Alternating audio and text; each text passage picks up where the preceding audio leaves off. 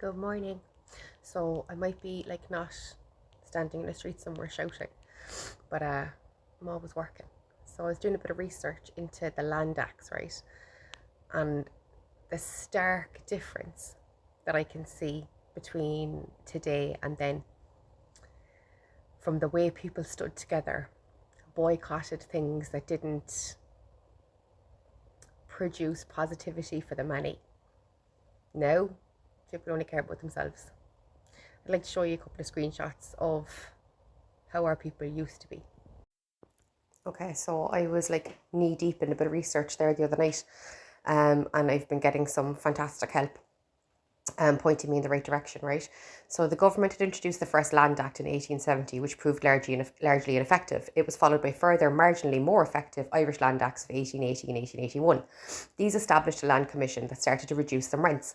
Parnell, this is Charles Stewart Parnell, together with all of his party lieutenants, including Father Eugene Sheehy, known as the Land League priest, went into a bitter verbal offensive and were imprisoned in October 1881 under the Irish Coercion Act in Kilmainham Jail for sabotaging the Land Act, from where the No Rent Manifesto was issued, calling for a national tenant farmer rent strike until constitutional liberties were restored and the prisoners freed.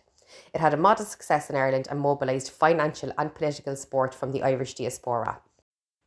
Although the League discouraged violence, agrarian crimes increased widely. Typically, a rent strike would be followed by eviction by the police and the bailiffs.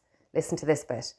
Tenants who continued to pay the rent would be subject to a boycott, or as it was contemporaneously described in the US press as excommunication by the local League members.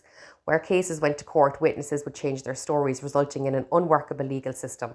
This in turn led on to a stronger criminal laws being passed on that were described by the League as coercion acts. Tenant farmers, now is the time, now is the hour. You proved false to the first call made upon you. Redeem your character now. No rent until the suspects are released.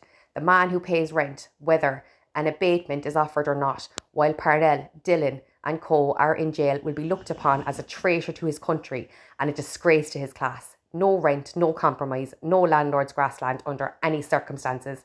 Avoid the police and listen not to spying and deluding bailiffs. No rent. Let the land thieves do their worst. The land for the people. This is what happened when we were persecuted, when we were oppressed, when one person was vilified. Everybody cared, everybody rallied around, everybody dug in. If we were the part of the problem or you were part of the solution. Now, people are like, it's not my problem, doesn't bother me. Somebody actually said to me, sure, it's not happening in Mandan, is it? I was like, you selfish fuck. I mean, how? Surely things are supposed to progress. How did we go from being more honourable, more noble, more loyal, more patriotic, to being a country of Mayfainer fucking pussies? I mean, honestly, some of you are commendable, really and truly you are. But the majority, your ancestors must be rolling in their graves.